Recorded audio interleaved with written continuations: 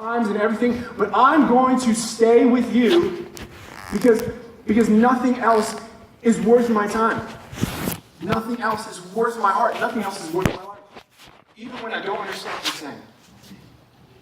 See, in our culture, in our lives, we want things like really quick, right?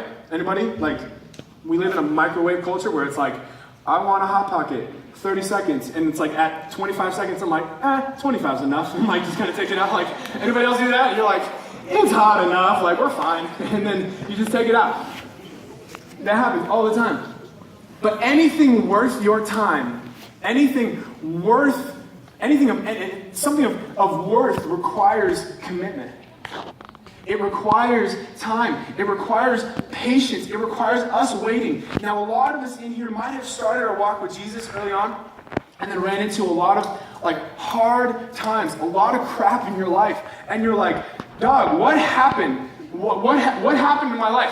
What happened to the blessings of Jesus? What happened to the presence of God? Where did all this go?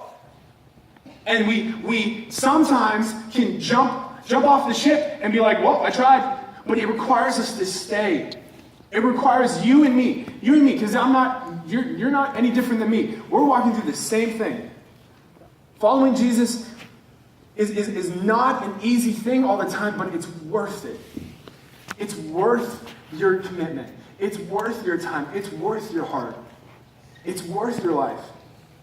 If I wanted to be like Kobe Bryant, rip, but if I wanted to be like Kobe, that was a rip to the Lakers, by the way. Lonzo, amen? Come on, praise Jesus. Amen? I got a whistle. There you go.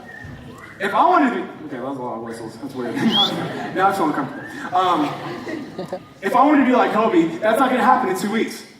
There's a lot of other things genetically that would keep me from being like Kobe. Obviously, I can't run as fast as him or jump as high as him, or I'm just not good. But there's that factor. But the guys that actually are good at basketball, they watched Michael Jordan play, they watched Kobe Bryant play, they watched these guys play, and they stuck to it. They stayed with it, even when it was difficult for them, even when it required more sacrifice, more time. And you can use this for any sport. You can use this for any analogy.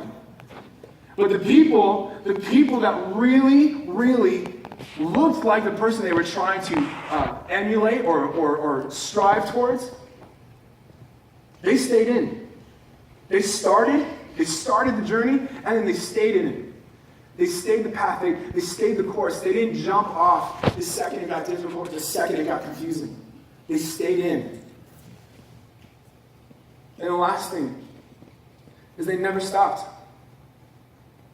They never stopped. They continuously walked with Jesus, and they walked with him to the cross. And even though they fell short, even though they messed up, after he was gone and then he rose from the dead and then he left again, they didn't stop chasing after him. They didn't stop doing the things that he had called them to do. They didn't stop. They